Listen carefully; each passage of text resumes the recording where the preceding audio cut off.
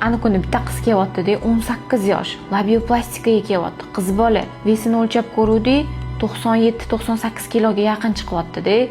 Qizni ko'ryapman, srazu ko'rinishidan bildim, bu qizda уже gormonal narushение ketyapti. Srazu analizlarini tekshirdik-da, labioplastika muolajasini qildik. Mendan juda ham ko'pchilik so'raydi-da, qiz bolalarga labioplastika qilsa bo'ladimi deb.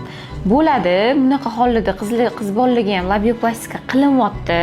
Bu umuman qizlik pardasiga, organizmga umuman zarari yo'q. Bemalol qildirsa bo'ladi. Hozir onalarga maslahatim, qizlarni 16 yoshdan boshlab balog'at yoshiga yetdimi, gormonlarini обязательно tekshirib turish shart. Чтобы дальнейшем shunaqa muammolar bo'lib, kestirib, plastikalar qildirib yurmasligi uchun. O'zi labioplastika muolajamizni asosan yosh katta tug'ruqdan keyingi ayollarimizda ko'p kuzatilardi, lekin hozir aksincha yosh qizlarimizda ham juda ko'p kuzatilyapti va bu juda ham ko'p holatlarda to'ydan keyin ajrim holatlariga ham olib kelib qo'yyapti-da.